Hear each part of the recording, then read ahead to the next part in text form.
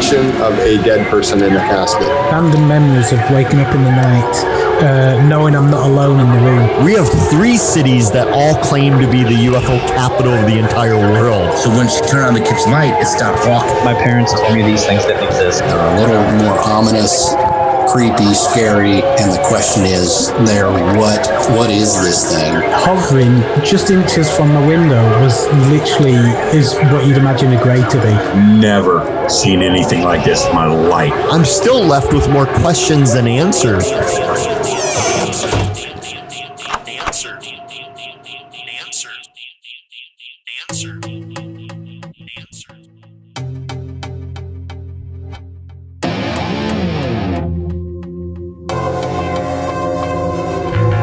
Welcome back, dreamers.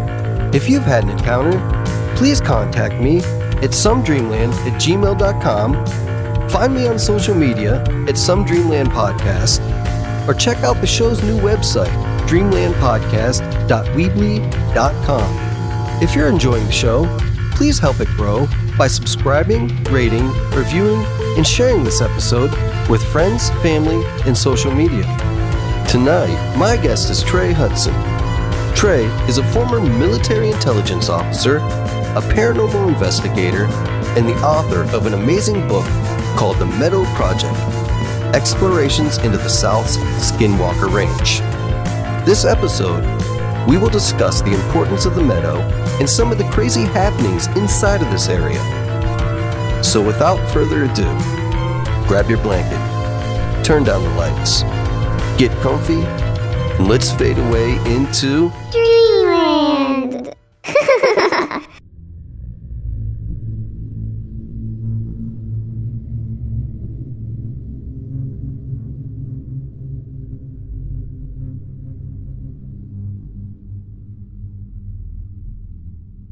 Hey, thank you so much for coming on the show and talking with me, and very excited. I've read your book almost all the way through now, The Meadow Project.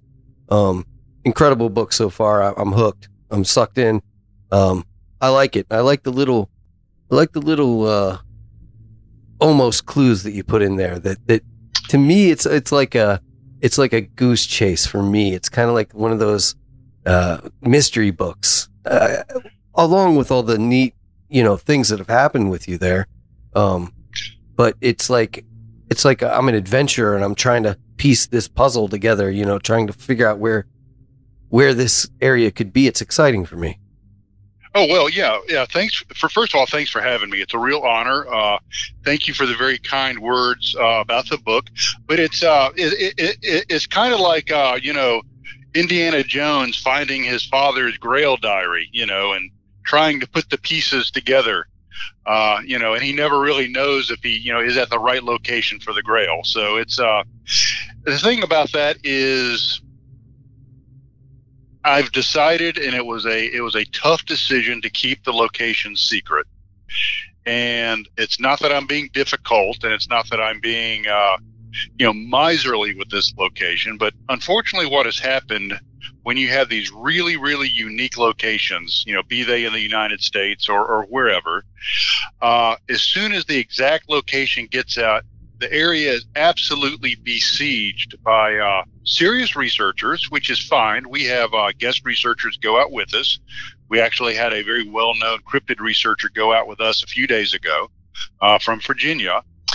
But you also have a lot of thrill seekers and ne'er-do-wells that are drawn to these areas like a moth to light. And the sad thing is what they do is they either disrupt the location, or their presence and lack of strict researching protocols makes the area unusable. You just don't know if you're out there researching, if you've got somebody running around, acting the fool while you're trying to research, clouding all of your findings.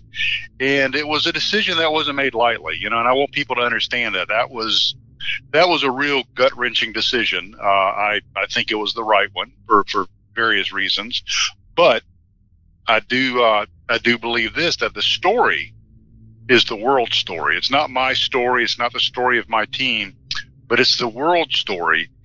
And in an effort to get that story out is why I wrote the book and, have tried to distribute it to as many folks as possible. Right. I think that by keeping it secret, first of all, I totally respect that. And I think that anybody takes this field seriously or is super interested in this field and wants to get to the bottom of some answers could respect that as well. Right. And that's actually born from an actual experience I had. I was invited to research in Uwharrie National Forest with a pretty well-known Bigfoot researcher there in the Carolinas. And we decided to research around Yates Place there in the Uwharrie National Forest. Now, unfortunately, Yates Place was featured very prominently on one of the Bigfoot shows. So we arrived Friday night, pretty much had the place to ourselves, with the research team. And literally the next day we woke up, it appeared as though there were 50 tents set up around us. Oh, wow. And the area was absolutely overrun. So, the downside of that is any research that we did, Saturday evening is, were we actually hearing a cryptid, or were we hearing somebody else? Was that howl or tree knock we heard legitimate, or was it somebody else trying to elicit a responsive tree knock or howl? And basically our findings that evening, were null. Was that FLIR image that we had on our FLIR equipment, was that heat signature a person, or was it a cryptid? Well, we don't know because there were so many people running around in the woods that night. It pretty much, killed any research we had. So that made an impression on me. I thought, well, it just kind of soured me a bit on, these locations being made public and the kind of attention, albeit some very legitimate and unfortunately some not so much, when these areas go public. So that was the reason, a personal anecdote that, kind of solidified my decision to keep it as inviolate and as pristine and therefore secret as possible. Yeah, I think that's great. And I don't think, for me personally, reading the book, I love the book. I thought it was great, but that added this extra element for me, the mystery of where this place could be, it really did. It added that a little extra excitement, brought me back to my childhood. Oh gosh. I mean, yeah, it's, I could name you some very big names that have contacted me, like, am I right? Am I close? Like, no, I'm not, I'm not disclosing where it's at, so, yeah, it's got a lot of people, kind of buzzing about it, but, which I guess is a good thing. It certainly keeps people interested. Yeah, for sure. So let's talk a little bit about what got you into this field. That is a great question. What got me into the field? Well, I hate to say it, I can actually order off the seniors menu at IHOP. So I'm, I'm on up there in age. I'm 56, so that's not terribly old, but, I was a child of the 70s. Okay. And back in the 70s was kind of when the whole UFO phenomena was really gaining traction in the public imagination. It had been for a while in the 50s and 60s, but with, television really becoming super prevalent in the 70s, you had a lot of UFO shows and things of that nature. There used to be a really, really neat show that was hosted by the legendary Leonard Nimoy called In Search Of. And this TV show every week would explore some sort of strange subject, be it UFOs, cryptids, missing persons. They were doing missing persons stuff, before David Paulides, had written his books. So, I was 11 or 12 years old at this time, and I was like this weird little sponge, just sitting here soaking this stuff up, and just loving every minute of it. And I would, just pester my parents, whenever we were at a bookstore or somewhere that had magazines that had something about UFOs, you need to buy that for me so I can, devour this magazine. And there was also a show on called Project UFO on the CBS network that was a highly dramatized retelling of the Project Blue Book cases. So, so I was very, I was very impressionable at that age. And my dad had one night heard the legendary Brad Steiger on a radio show talking about his book, The Gods of Atlantis. And so, he bought this book and he read it. And when he was done reading it, of course, I picked it up and read it. And it had the wonderful drawings of Hal Crenshaw, a pretty well-known artist for UFOs and stuff back then. And the neat thing about Brad Steiger's book is it broached every subject. UFOs, ghosts, Bigfoot was all addressed in this book. So my interest was from a young age. I also attended the University of West Georgia, which had some pretty cool people on faculty when I was there. One of them was the legendary parapsychologist, Dr. William Roll, was one of my professors. So I've kind of been into this stuff, for years, and that interest is what naturally drove me to the Meadow Project. I'm primarily a paranormal researcher. That's kind of what my background is. And I stumbled across the Meadow entirely by accident while researching some paranormal folklore. I believe that all the separate phenomena is connected in one way or another anyhow. What do you think about that? Oh, I agree. And I think more people are starting to kind of come to this realization, the legendary John Keel, he talked about how all of these phenomena were interrelated, were interlinked somehow. I believe that they're all facets of the same diamond. And I'll give you a for instance. One of the things that I talk about in the Meadow Project and we have on video are heat signatures that are human-sized heat signatures that did not correspond with any team member in that area. We have very tight protocols as far as, radio communications and knowing where our team members are. And so we have these heat signatures on our FLIR equipment. Now, if I was looking at that purely through the optics of a paranormal investigator, what would I say those were? Ghosts. Yep. Right. So, okay. So if I put on a different hat and I'm a cryptid researcher, what would they be? It's Bigfoot. But if I wear all hats, all I say is it's an anomalous man-sized or sized heat signature, and I avoid putting labels on it, and that allows me to be a little bit more objective in looking at it. So I'm glad to hear that even some of the big names in cryptid research are now actually starting to come out and say, we've had paranormal things happen while we're out there researching. We've had strange lights in the trees. Hey, in the paranormal world, we've called those orbs. They've been around for years. You go back in folklore, they've been called spook lights, will-o'-the-wisp, jack-o'-lanterns, or perhaps fairies. So I think we're kind of right on the edge of really starting to look at this stuff in a holistic way, and hopefully with all of us putting our brains together and looking at this from multiple perspectives, maybe we can start to maybe not come up with an answer, but maybe start knowing what questions to ask.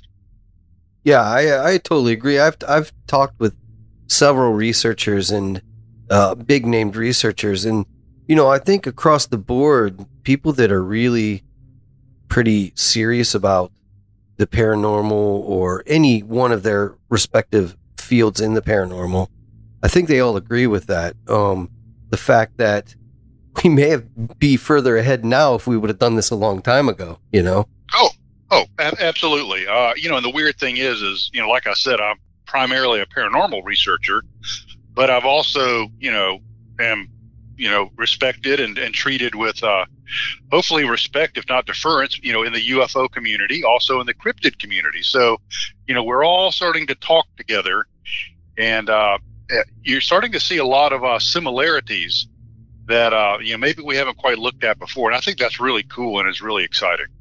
It is, and it's really unfortunate that every once in a while you get the people that are, let's say, for example, a UFO researcher who says Bigfoot isn't real, but hasn't done their research or their own research on Bigfoot, or on ghosts, and I think, like I said, I think they're all connected, and I think it would be worth a look, at least. If you're not looking at that and you're calling it not real, then you're not doing your job. Oh, I think so. John Keel had a term, and he called them ultra-terrestrials, these entities that he was dealing with. And I put a little bit of a spin on that, and I call them paradimensionals. These are things from another dimension. And I think if we look at it that way, maybe our research will yield much, much better results. Yeah, I believe so too. Let's go back to your protocol for a minute. From what I'm getting from the book, well, I read you were in the military, and you're an Eagle Scout. You were an Eagle Scout, so you're very familiar with being out there in the way the military runs things. You were an intelligence officer, weren't you? Yes. So it seems like you guys run a very not militant, but very structured environment like the military would. Yeah, you're absolutely right. And that, that's what I tell people is we're not, paramilitary. We're not trying to be military. But however, a lot of our members are either, former law enforcement or former military themselves. And, the structure, the way the military runs operations, quite frankly, it works. Every operation that we go on is I issue an operations order. So before anybody ever steps foot in the woods, they know what our objectives are, our goals are. They know what radio frequencies we're using. If we're going to be researching with any other friendly groups, they have the latitude and longitude of where we're going to be camping, the latitude and longitude of the site we're going to be looking at. Are we going to be broken down into teams? What are the logistical concerns? Are we going to be in a place that has latrines? Do they have to bring their own latrines? How far are we from a hospital? What's the name of that hospital? What's the latitude and longitude of the closest helipad for medical evac? And then when we go out in the field, we do the same thing. Is we have a net control officer, someone that runs our base camp and operates our radios. We have a log, a log sheet where everything that is done is recorded, what teams go out, who makes up the teams. We have a operational commander who's in charge of the overall mission that weekend or days that we're out there. Then we have a tactical commander who's actually in charge of operations in the field. And then he or she would be the lead in a lead team with subordinate teams. No teams move without permission. We have check-ins with net control every hour. And what that allows us to do is all be on the same sheet of music. People know what's expected of them, and we have visibility and knowledge of the location, whereabouts, and activities of our teams. So it just makes it really efficient, and we can really squeeze out as much efficiencies out of our time as possible, because quite frankly, we all have day jobs and we don't get to spend as much time in the field as we'd like to. So we like to maximize, our return on investments when we are. Yeah, it sounds like you got it really, really planned out, and it sounds very streamlined and really good. Well, I hate hurting cats. I just hate that. And you can ask anybody, either in my personal life or my professional life, if you want to really tick me off, put me in a situation where your actions have caused me to be reactive versus proactive. And so, in being proactive, we try to take as many variables out of the equation as possible. Now, these things are very fluid, and your tactical commander there in the field has to make decisions very quickly. But everybody understands what their role is. Everybody understands what the chain of command is.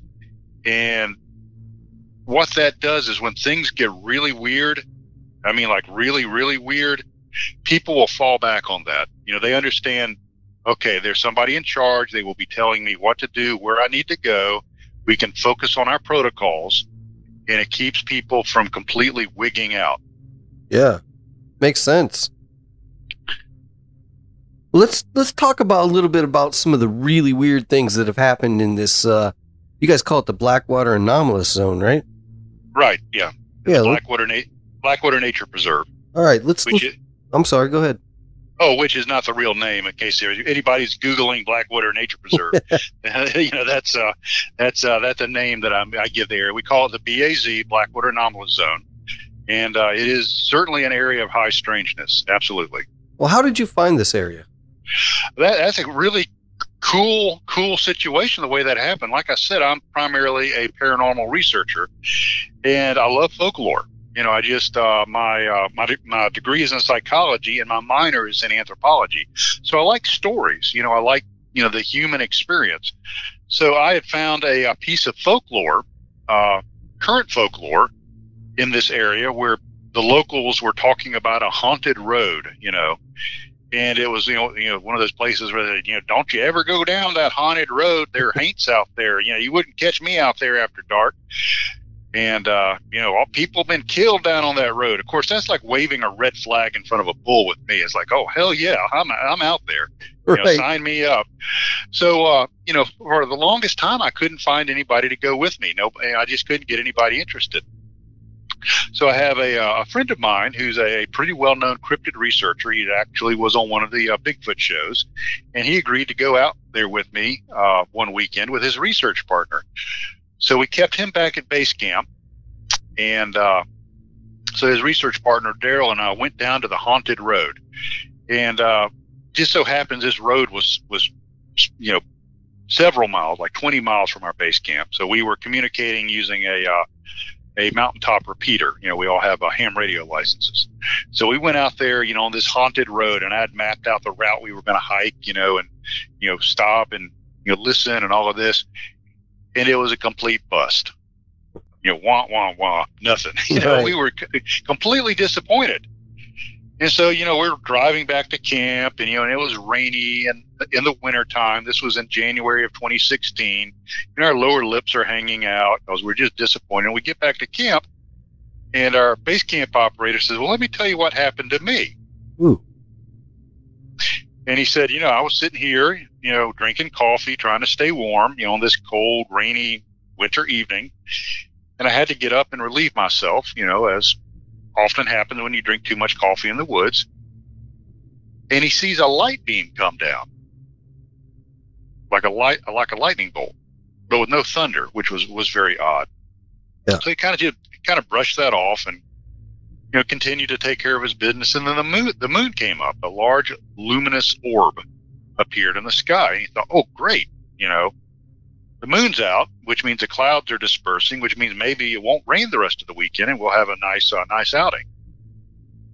And then the moon started to move sideways.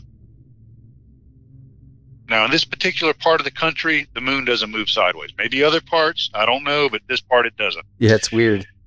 And then a small pinprick appeared in the middle of the moon, or this orb, and got larger and larger and larger, and then finally disappeared. So it just completely winked out. Wow. So it's like, okay, forget the haunted road. This is where we're going to research. And so we decided that this was an area that we were going to start really looking at. We went back in July of 2016, and we found about a quarter of a mile from our base camp, where this UFO or UAP sighting happened, was a big meadow, like a big field out in the middle of the forest, like a mountain meadow.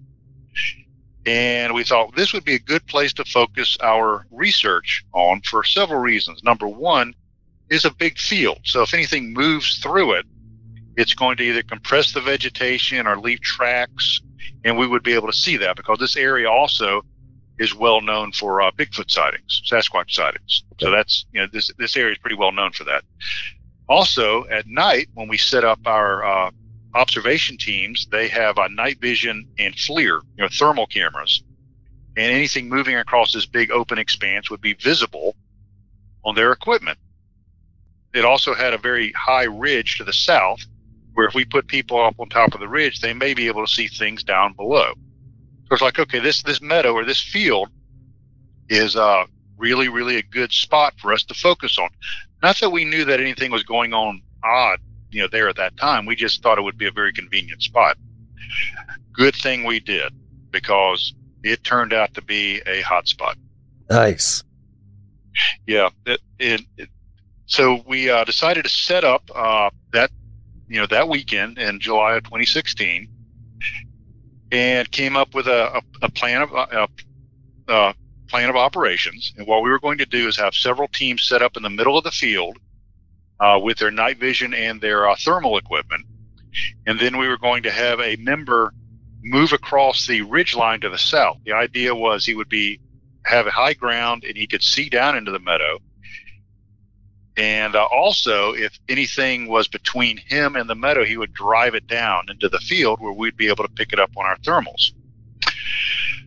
So that was our plan, and as John Steinbeck said in his famous novel, "The best laid plans of mice and men often go astray." We had set up our teams in the meadow and radioed back that we were ready and we were in position, that our ridge runner or driver could go ahead and start working his way down to the ridge. So after about 15 or 20 minutes, he comes on the radio and he says, "Hey, I just need to let y'all know, I reached the downed tree, which it's a well-known landmark that everybody knew, where it was at." And he says, "And I don't remember how I got here." Whoa, missing time. Yeah, missing time. So we have several paramedics and ER nurses on the team. So they're like, okay, maybe he had some sort of event, like a medical issue, epileptic episode, a stroke, fell down and was concussed and doesn't, has lost his memory. So they said, "Did you fall down?" "No, I didn't fall down." Do you have tingling in your fingertips or toes?" "No tingling." Can you squeeze your hand in a fist?" "Yes." "Can you repeat some words for it to see if you're slurring?" And he passed all of these really quick, little tests, all of these diagnostic tests that we were able to do over the radio. So, we kind of brushed it off, said maybe he was thinking about our mission, kind of like sometimes you drive to work and you pull into the parking lot and you don't remember how you got there. Sure. So maybe that's what happened. So he proceeded to move across the top of the ridge and down into the west end of the meadow. He dropped down the ridge into the west end. And as he dropped down, one of our teams picked him up on their thermal equipment, saw his man-shaped heat signature, drop down and start moving towards them. Now, this particular team was made up of two individuals, this team with the thermal equipment. One individual was a former U.S. Army Ranger, served in the Ranger Regiment, has a degree is dual degreed in physics and philosophy from the Georgia Institute of Technology, and was working on advanced systems for a well-known corporation. So a really grounded, solid individual. The other individual also has a degree from Georgia Institute of Technology, Georgia Tech, has a master's degree in public administration, and had served in the emergency medical field for many, many years. So these are two solid, down-to-earth, believable individuals. Yeah, very respectable people. So they watch this individual, our team member, drop down in the meadow. They pick him up on their FLIR, and they see him walk along, and then all of a sudden his heat signature turns into an orb or a sphere and moves several hundred yards in 8 seconds. Wow. And then turns back into a man-shaped heat signature. That's crazy. It's absolutely bizarre.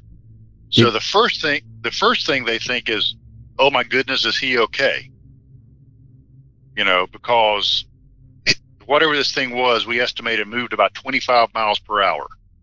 So it wasn't a human being that this heat signature turned into. That's so crazy. Think maybe something happened to him. So they got on the radio and they said, the gentleman's name is Bob. They said, "Bob, are you okay?" And he's like, "I'm fine. Why do you ask?" "Well, are you sure you're fine?" "Yes, I'm sure I'm fine." "Why?" "Well, come over here and talk to us about it." And so they saw, they're watching the heat signature that just was an orb a few moments before, bring the radio up to its mouth and communicate with them. So they knew it was him. So he goes over there and they tell them, they tell him exactly what had happened. And they said, what was it like? And he goes, "I don't have no idea what you're talking about. All I know is I just walked over here." Wow. There was no change for me. I just walked over here. And they said, well, we saw your heat signature turn into an orb and move several hundred meters in a few seconds, and then turn back into a man-shaped heat signature. And he said, well, I don't know what y'all saw, but all I know is I just walked over here, in a normal fashion. So even to this day, we get into arguments on whose perception was real. Right. Was it the observed or was it the observer? And then when you start talking about the observer effect, you start getting into all kinds of quantum weirdness. Yeah. So that was really, really, really kind of the highlight of that evening. So we thought. That's a really crazy. I'm sorry. That's a really crazy situation. Is this the same guy that didn't remember making it to the rock or to the tree, right? Yeah, and it gets even odder than that, even stranger. We also not long after that started getting reports from our base camp that he was detecting us coming back into camp and was asking why we were coming back to camp over the top of a ridge instead of the well-known trail, because he could see our green headlamps. And it's like, number one, we're still in the meadow, and B, none of us have green headlamps. So he was seeing green orbs up in the trees, which, strange lights in the forest this area has a history of. Also that night, about 2 a.m., our base camp operator, a little bit of background about this guy. He's been a paramedic for 30 years, has worked in the fire services for many years, was a flight medic flying all over the world, medevacing people from all kinds of nasty places. So once again, a very solid, down-to-earth, respectable person. Got up in the middle of the night to take care of some business, and as he's doing that, he saw a white humanoid-shaped figure about 40 or 50 yards away, watching us from the edge of the woods behind a tree. That's creepy. Which is interesting, because you go back and you dig into the folklore of this area, and there's folklore of a white Sasquatch-like humanoid in this region. That's interesting. So, cool evening, doesn't get any better than that. Thought, okay, this weekend, we definitely have found a new research location. It can't get any stranger than that. Well, it did. The next morning, the gentleman that turned into the orb and also had the missing time came over to us as we were preparing our breakfast, and we're talking around the campfire. And he says, I need y'all to look at something. And I'll give you a little bit about his background. He's a retired law enforcement officer from California. Worked many, many years doing backcountry search and rescue. California, the kind of search and rescue where they would helicopter him and his dog out to some remote location, drop them off, and he would have to find the lost person or the deceased individual.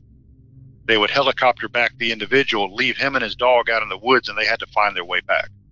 So That's the kind of experience this guy has. And based on that experience, he has a habit, a very good habit, of always running the tracking function on his GPS. So he always has his GPS, recording his track whenever he goes somewhere, as he did that evening. And that was what was strange that morning, is he came and he showed us his GPS, and he pulled up the map of his track that evening. And much to our surprise, his track line showed several straight lines, straight tracks of 2 to 4 kilometers in a perfectly straight line, like from point A to point B to point C to point D, that kind of thing. The only problem is you can't move in a straight line over this terrain. It's too rugged. Right. Too mountainous. So how could somebody move in a straight line over this terrain? Yeah, unless they were flying, right? Exactly. Unless they were in the air. Wow. So what happened when he turned into an orb, and what happened when he was missing time? Yeah, man, that is out there. That's really cool. And so we were really excited about this. Obviously, it's like, okay, when you get home, download the data off your GPS and send it to us so we can go ahead and pull it up in our maps, and we can start doing a little analysis on it. And like so often happens in these kind of locations, by the time he got home, all of that was erased. Good news is several people saw his track lines on his GPS, and we have, affidavits to that effect. So, we have witnesses, but, it's something messed with his equipment, and he was not able to download that track line. Jeez. That's crazy, man. That is a really bizarre story. Like, that's insane. Oh, it's totally totally crazy. And we thought that that's probably as weird as it's ever going to get in this location. But like I said, it never fails to surprise. So it got even weirder the next time we went out, which was in February of 2017. So of course, we were excited about getting back to this location, and had several people join us from a pretty well-known cryptid group there in the Carolinas. And I'm not going to put their names out here, but you would probably recognize them if I did. And they were guest researching with us. And we decided we were going to do the exact same protocol we did before because it was so successful back in 2016.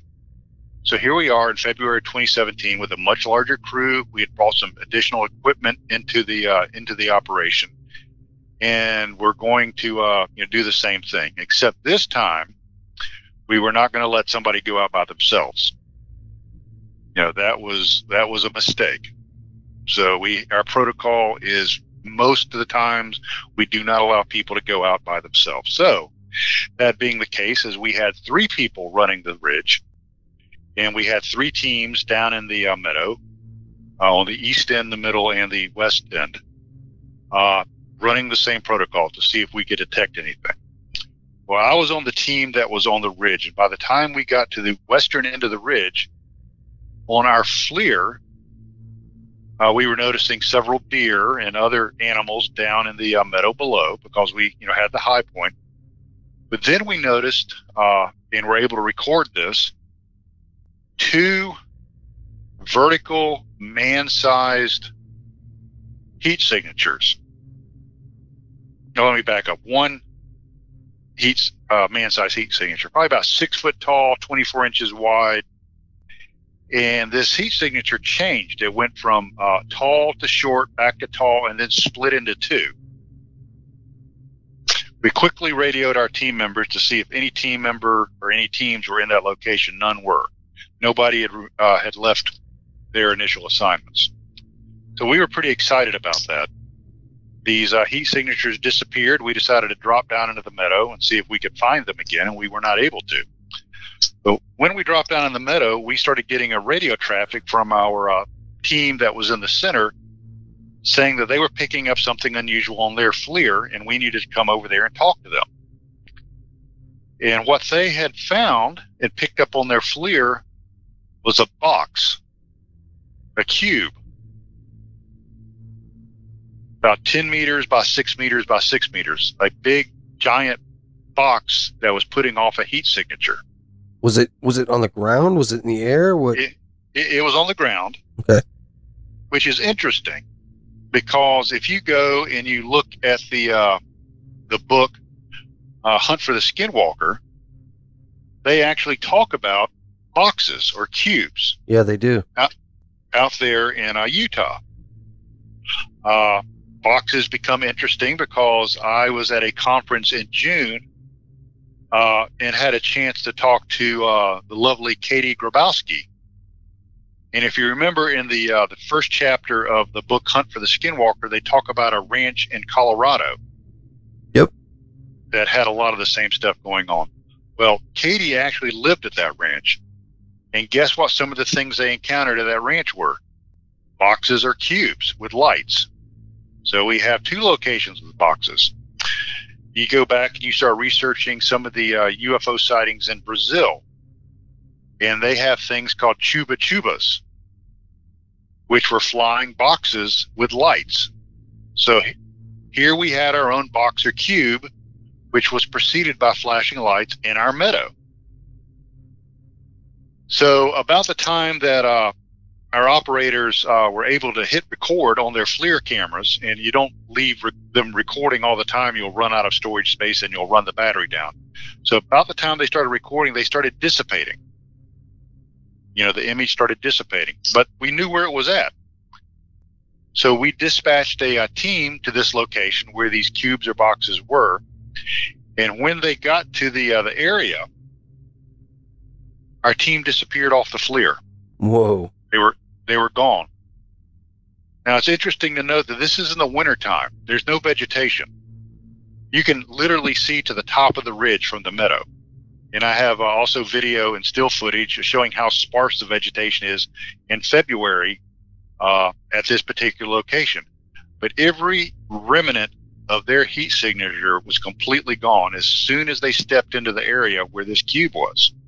Wow. I mean, even if there's a tree and you hide behind a tree, you're still giving off some sort of wow, that's crazy. And so we had an after action review, and we asked the team how, what was their experience. And they said that when they got there, it was almost like being dropped inside of a velvet bag, very dark, very, very dark, very still. And when they went in, they did not encounter any brambles, briars, bushes, branches, anything like that. Smooth transition in. When they came out, they ran into brambles and briars and vines and things like that were not there when they went in. So something was changed just a little bit when they went in, and it returned to normal when they came back out. Wow. They said it was cold there. The temperature dropped when they stepped into this anomaly. And the cool thing is we have all this on film. Oh, really? Yeah. That is really cool. We have video of them actually approaching this and disappearing. That is awesome. So, that was pretty exciting. And I don't know if you remember in the book, the Strange Businesswoman of the Forest. Yes, I love that story. Let's talk about that. That's awesome. I will. And there is a twist on that just came to fruition this week. Oh, interesting. So we get back to, we're discussing, what do we need to do? We found this amazing, phenomena. We've experienced it. We've recorded it. About the time we were having the team come back out of the anomaly, one of our team members looks to our right and sees two man-sized heat signatures watching us from a small group of trees that did not correspond with our team members. Our friends were back, 2 of them, and they quickly disappeared. So we have all this stuff going on, and we were trying to decide what to do. Do we go ahead and count our losses, go back and do a video after action review to try to capture as much information as possible while it's fresh on people's mind? Do we stay and continue to do the research? What do we do? And we decided to go back, do an after action review, pull out the SD cards, and have one of our team members leave the area as soon as possible, because we didn't want this data to be erased. So as we were getting ready to go back, my base camp operator and radio operator comes on and says, "Hey, there's somebody here that wants to talk to the person in charge." And I'm like, "Yeah, I'll be right there." He goes, "No, it's not me. It's somebody else." So, of course, I was intrigued, and we made it back to camp.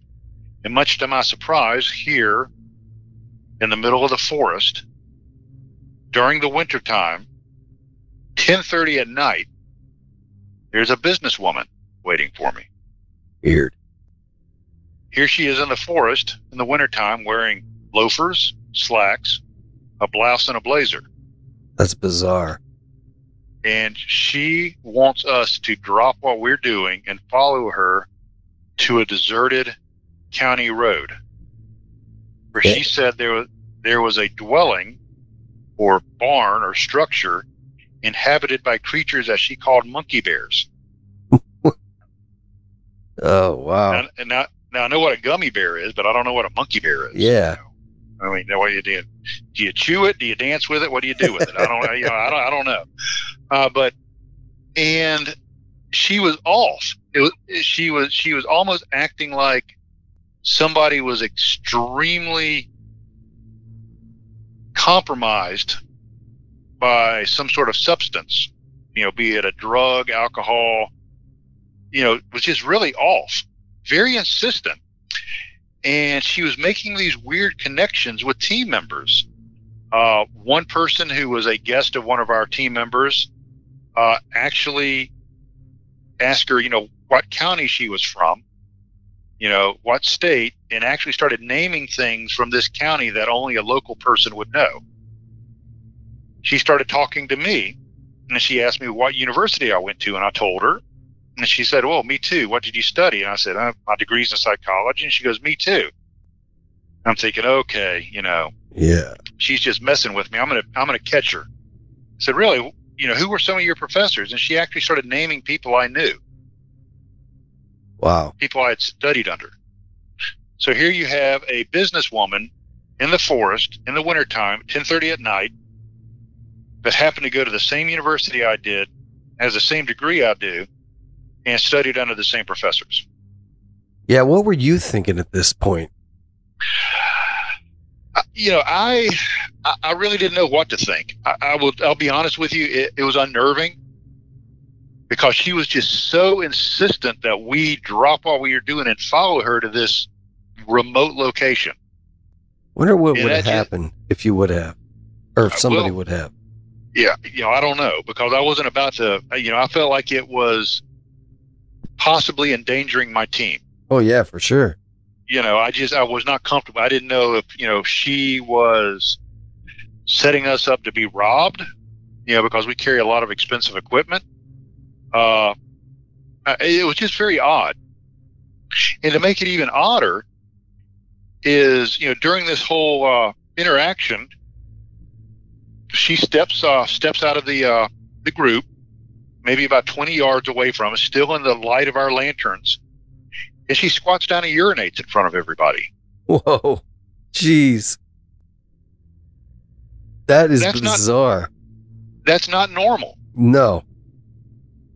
So I'm thinking to myself, okay, let's look back and in high strangeness, where have we seen something like that? People that come to folks that have had some sort of encounter with high strangeness tries to distract them or dissuade them, because we were going to do an after action review and film it. That was what we were trying to do, and we were being distracted from that. They don't understand. They seem off. They're not dressed for the occasion, and they don't understand social niceties and how people interact with each other, i.e. you don't urinate in front of people you don't know. Yes. Hell, you don't even urinate in front of people you do know. Right. So, what do we have in reported instances of high strangeness? What do they call people like that? Men in black. Men in black. Exactly. So that's what I'm thinking. It's like, this has all of the classic hallmarks of a man in black. So we finally got her to go away. Finally. And we were able to do our after action review, which actually turned out to be really good. I used what's called the cognitive interviewing technique and was able to facilitate a really, really good after action review. And the transcript of that whole after action review is in the book, where we talk about all of these strange happenings. And it's important to know that the transcript was pulled from an interview that was done less than 2 hours after these events happened. So it's all very, very fresh. Well, lo and behold, I get a message from a fellow in Istanbul, Turkey, that had heard me on one of the radio shows and wanted to talk to me. Turns out that he also went to the same university I did and has a degree in the same field I do in Turkey. Okay. Yeah. So this guy actually wanted to talk about a area that he was familiar with in the college town that and the university we attended. And I researched this guy, and he was who he said he was. And so during that, discussion, he talks about, tell me about this weird businesswoman. He goes, I know some people, from that program, and he knows the woman. Wow. Because she gave her name, which I redacted it out of the book. And he talked to her. How crazy is it that she gave you her name? I mean, that isn't right either. Like, the whole thing is weird, man. Like, well, where it gets it's also odd is, she's a real person, and she remembers going there and talking to us. She does not remember her behavior or actions being odd that evening. Wow. So do you think she was under the influence of something paranormal, something out there? Like, it could have been, and the gentleman I talked to that now is in Istanbul, he says, everything you described is not like her. That's not the person I know. That is very, very much out of character. So, that's a possibility. But you know what the good news is? What's that? She's agreed to talk to me. Oh, nice. So I've got to get that set up. I'm waiting on a email from her so we can set up a meeting. And I'm very curious to get her side of the story, to see what exactly was going on. So, being a real person, she does remember, meeting us. And so I'm very curious to see what her perception was, because what we're seeing in this location is sometimes the perception of person B, i.e. the guy just walking through the meadow, and the perception of person A, the person observing, is vastly different. And maybe that's what happened here. Yeah. Does she remember she remembers talking to you. Does she remember how she got there or why she got there? Yeah, she drove there, and she remembers hearing that there were some researchers there, in this location, in this campsite, and had wanted to come and tell us about the monkey bears. Wow. That is crazy, man. That's one of the coolest stories ever. So, it could be somebody just having a very strange evening. Yeah. Just driving around in the woods in the middle of the night. And as she told my contact, the intermediary, she was driving around to unwind after a stressful day. Okay. This forest is quite a ways away from where her business is. So I don't know. I'm kind of curious to see how all that works out. It could turn out to be something normal, whatever that is, or it could open up a whole new can of worms and push us even further down the rabbit hole. Yeah, man, because, unless she had a momentary break in her psyche or something like that, it's really, even then, it's bizarre. Yeah, and I went back to my team members the week before last, and I said, I need everybody to write down exactly what you remember about Miss X. And so I've got all their affidavits. Let's say this turns out to be, she seems psychologically sound to you, and after you speak with her and all that, do you think that, would you then suggest maybe some kind of hypnotic regression for her or something like that to see what she remembers? Actually, that's you're reading my mind. That's actually something that I had thought about, is to see if she would be willing to do that. And also some of the stuff that's gone on with us. I've been trying to line up a regression specialist to go over some of the stuff with my team, because I think we've all had experiences that have been suppressed. Yeah, why not, right? With everything else that's gone on there.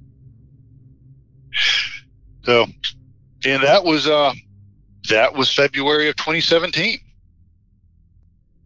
You're gonna have to let me know. I'm really excited to find out how it goes with her when you talk with her. Yeah, it would make a good second book, wouldn't it? It absolutely would. You are right. Well, the cool thing is I have people tell me, so, what's next? I'm like, we'll continue to research as long as we're able to. And we had weird happenings, like I said, as recently as Saturday, last Saturday. Yeah, what happened Saturday? Well, it was one of those weekends. It was very rainy at the site, at the location.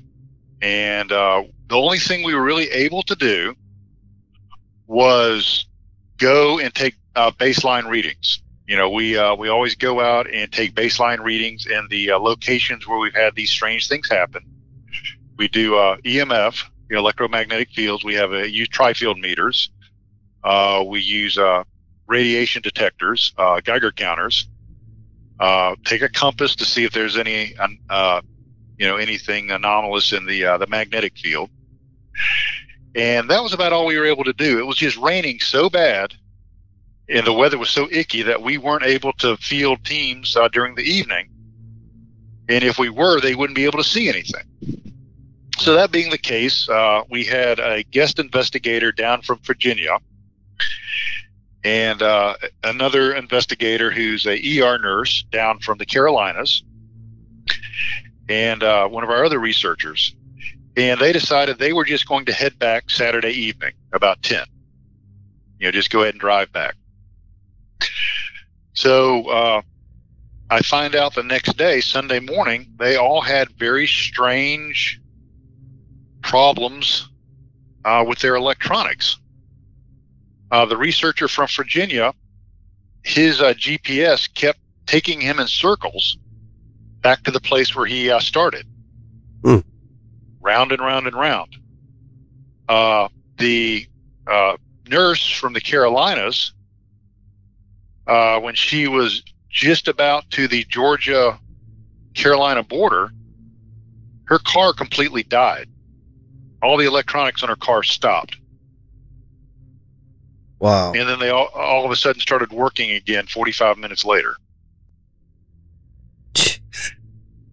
The other researcher that was in an adjacent state that had a much shorter distance to drive, her GPS also was taking her in circles, was telling her to go back the way she just came and, just completely acting screwy. And on Saturday afternoon, her vehicle all of a sudden started flashing its lights, honking its horn, going haywire. And she was not able to get her vehicle back under control until she got into it and actually started it. Wow. And we are in the middle of nowhere, so there's no, stray electromagnetic interference. There's nothing like that. Yeah. Yeah, not like my area where I live just outside of Charleston, and we have all those, all the military bases here, man, and your GPS does some crazy stuff here, but it's just because of that. Right. So, that's kind of what, what I was thinking is it looks like and is acting like, strange electromagnetic interference, but, there's nothing that would generate that kind of energy around there. I wonder if that energy stuck to them from being there and, Well, where it gets interesting is, it followed them. Yeah. Have you ever had anything weird follow you or any weird happenings after you've left?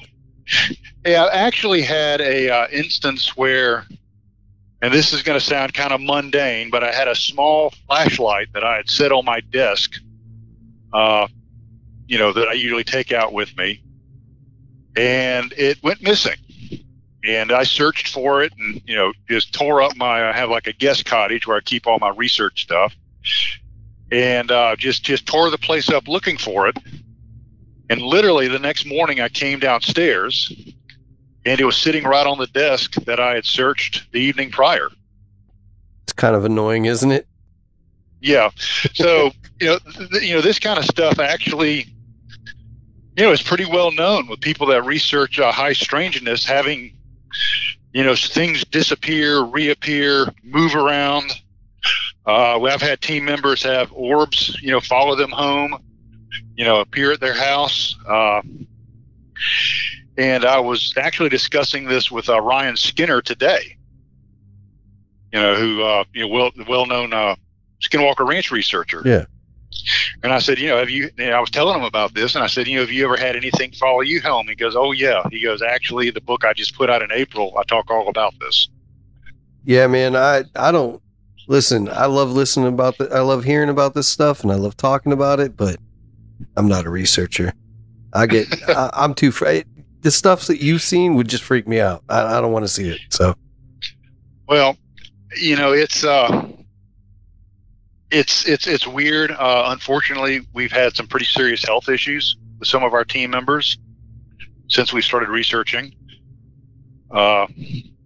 including one death. Yeah, I heard. I'm sorry to hear about that. You guys were really close friends too, weren't you? Yeah, it was actually a year ago on the 19th, a few days ago, Monday. So, and we've had another team member whose cancer has come back. We had this year actually had to medevac a researcher out of the woods to the hospital. So yeah, I mean, it is, it's fun and it's interesting, but there's some danger to it too. Yeah, right. So let me ask you, what kind of equipment do you guys take in other than the usual, tri-field meters? And is there anything else that you've kind of experimented with that would set you apart? Yeah, we do carry the usual equipment, tri-field meters, compasses. I was actually discussing some stuff with James Keenan about, doing some researches with geomagnetic fields. So right now we're using compasses to see if we can detect any anomalies with that. We carry FLIR, FLIR scopes. We've also purchased, we have three Psionics digital night vision cameras. We have one set of AN PVS-7 night vision goggles. But there's one thing that we have done, which is a little bit out of the ordinary, and this is straight out of the paranormal toolbox, is we have utilized something called the Estes method. Oh yeah, that's great stuff there. And so what we've done is taken the ghost box, and your listeners who aren't familiar with the Estes method is you take a ghost box, like you see on TV, and you connect a earbuds to the output on that, and you use sound canceling earbuds, the kind you use like when you're working around heavy equipment that block out external sounds. So you take a person who you call the receiver, and you put these earbuds in his or her ears, and then over that we put a set of shooting muffs, so they cannot hear anything except what comes out of that ghost box. And then we put a blindfold on them, so they can't see anything, they can't hear anything other than what's coming out of that ghost box. And their instructions are thus, is if you hear an intelligible word, you repeat it. So if you hear the word Buick, you just say Buick. You just repeat it. And while they're repeating the words that come out of the ghost box, you have a person who is a questioner or interrogator asking questions. And we did a session in the meadow using the Estes method and had some pretty remarkable results. The transcript of those results is in the book. And when we get done here, I will send you a link to the actual video of that session. Oh, yeah, I'd like to see that. But we think that we were actually contacting and communicating with a entity. And where it gets kind of odd is the entity seemed, kind of ambivalent to our questioning until I started asking about different phenomenologies of the portals or boxes. I started asking about electromagnetism, gravity, microgravities, and it's almost like it became very agitated, very, like we were getting a little too close to information that we shouldn't be. Have you ever been just like, I don't want to say scared, but maybe weirded out? Like, what was the most weirded out you've ever been? We've had times when I've been out there, and you just get a kind of a strange feeling of uneasiness. Usually it's very peaceful, very nice, very beautiful. But every once in a while you'll get kind of a weird feeling. And you just have to kind of suppress that, focus on what our mission is. All of us are, we're explorers. We're, the Magellans of the paranormal world. And we just want to get to the truth, whatever that truth is. So, we try to suppress any feelings of unease and continue on with our mission.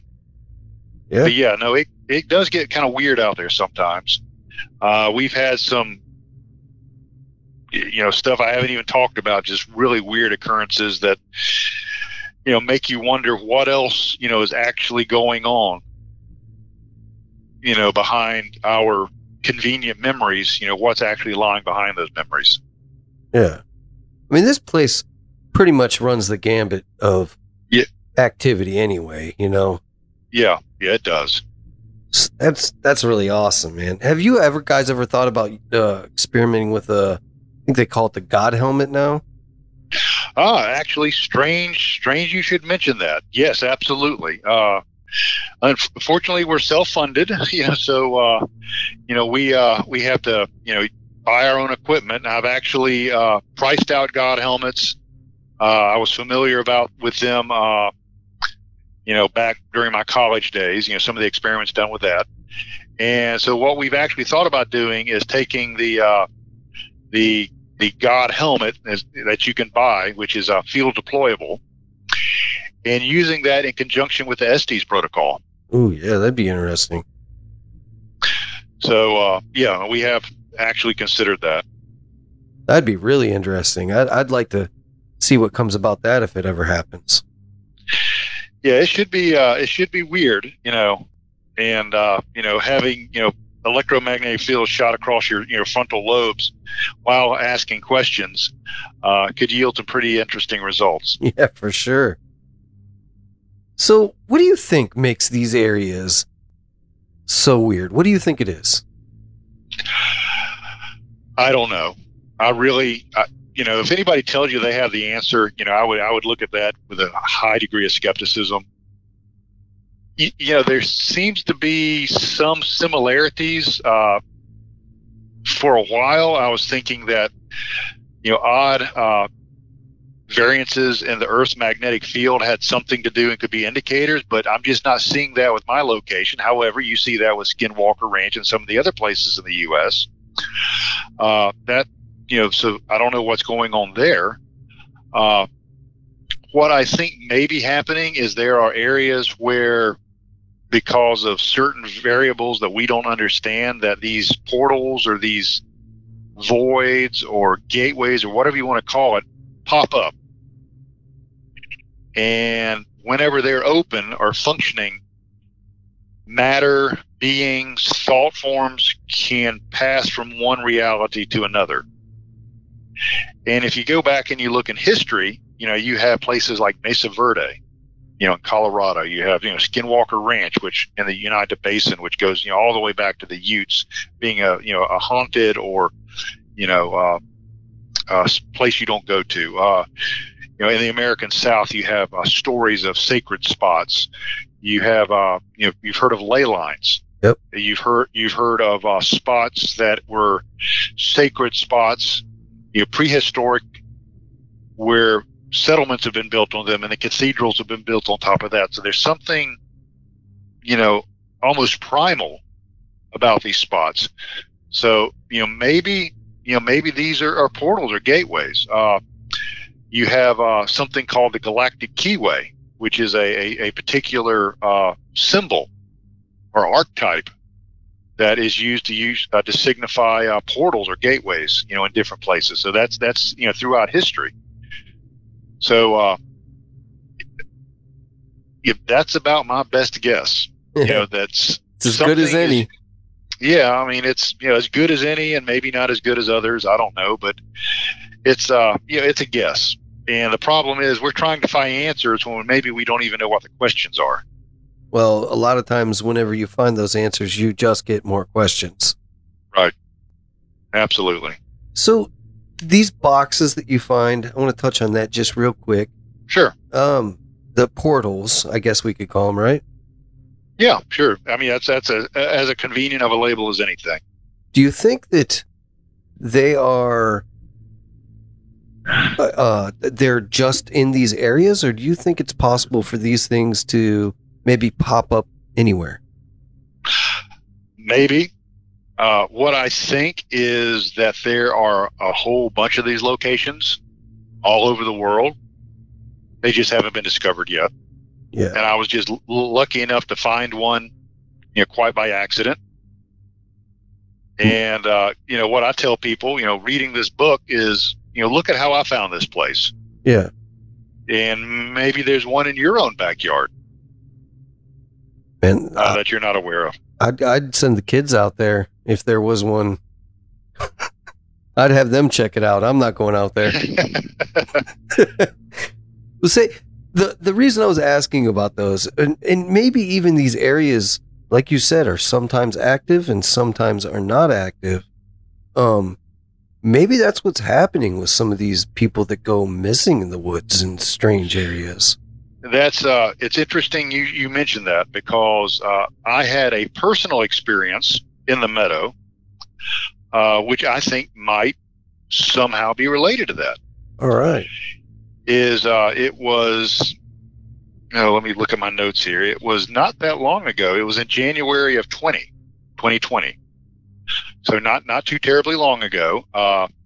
We had a very small turnout, for our outing, just a few researchers, not really enough to do a full-blown investigation that weekend. So one of the things we decided we were going to do is just maybe camp out and have fun, and spending time with each other, and go out and get some baseline readings, like I said, that we normally do. And so what we did is Kristen, one of my fellow researchers, she and I went out there and were getting baseline readings and going around and just kind of chit-chatting. And there was an area, there's a large creek to the north of the meadow. And we thought, well, let's cross over the creek and see if we can find something interesting over there. Get some visual assessments on what exactly is on the north side of the creek, in case we ever need to go over there or research over there. So we crossed the creek, and I came into another meadow, another big field, and Kristen came up to the creek, and I was already on the other side. I said, "Hey, you need to come over here and check this out. There's another meadow over here, another place for us to research." And she goes, "What are you talking about?" I said, "No, I'm standing in like another big field. It's really cool over here." And she goes, "Don't go anywhere. I'll be right there to you." And so she makes it over to me, and she goes, "What are you talking about?" And I said, "Isn't this cool? I mean, it's like a brand new meadow, and that'll give us something to look forward to." And she goes, "Trey, you're in the same meadow." Oh, wow. And I said, "Wait, no, I'm not." She goes, "No, yeah, you are. Look."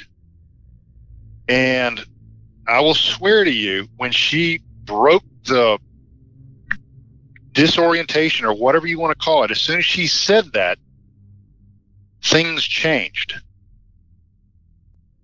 Wow. That's visually bizarre, man. They shifted and changed. Like there was two upright landmarks right when you go into our meadow. Now, when I thought that this was another meadow, they were much closer to me. And as soon as she broke this spell, or whatever you want to call it, they receded. They moved back to their original location. Now, you kind of alluded to my background earlier. I'm an Eagle Scout. I've backpacked all over North America. I've hunted big game in Africa and in North America. Been all over the country, been all over the world. very comfortable in the woods, former Army intelligence guy. And for me to get lost in an area I've probably been to 70 times just doesn't make any sense. No. So I have to wonder, is that what happens to people that David Paulides writes about? Yeah, I mean, like stepping into a new place that's the same, but it's, almost like looking in the mirror, right? Right. And luckily we have, like I said, pretty tight protocols. Nobody goes out by themselves. We carry compasses and GPSs, maps, radio communications back with base camp. And if I hadn't had those protocols in place and had been following them, what would have happened? Right. That's crazy, man. Yeah. It was really unnerving. So, it just really reinforced our protocols to be really careful in this location and always know where your team members are and always look out for each other. Yeah, for sure. Yeah, that's this place is really cool, man. I think you should keep it to yourself. Like, I'm glad that you were doing it. Yeah, I think if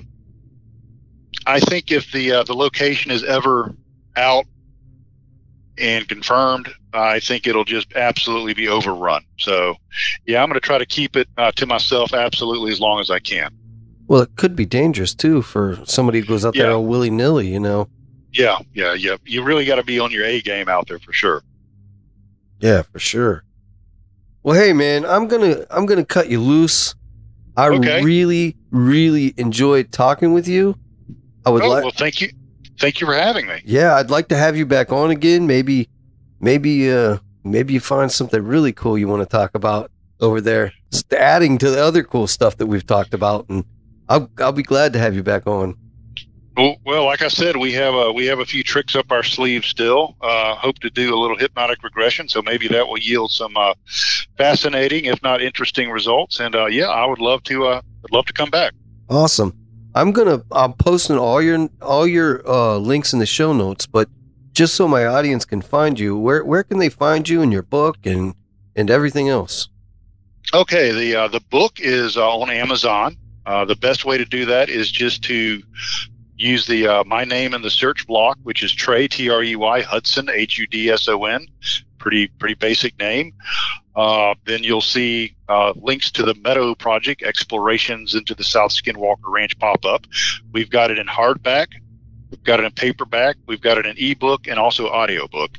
If you want to find me out there in the electronic world, out there in the nether reaches of the internet, probably the best way is to go to Facebook and look up Trey Hudson-author. That's my Facebook page. And also our parent organization of the Anomalous Studies and Observation Group is the Oxford Paranormal Society. So you can search Oxford Paranormal Society, OPS, and we also have a Facebook page there. So that's kind of where I hang out in the internet. Awesome. Yeah, and like I said, I'll post all that in the show notes, so everybody will be able to find that. And that link you're going to send me, am I able to post that in the show notes as well? Please, you should have the link right now. Okay. That is the SD session, which is very interesting. I think people will enjoy that. That's actually public knowledge and public access. I can't wait to see it myself. I'm excited about that. Well, hey, Trey, I really appreciate you, man. Thank you again for coming on, and thank you. Thank you. It's been an honor and a pleasure to be with you this evening. Well, that about does it for Dreamland Tonight, dreamers. Thanks again for listening, and good night.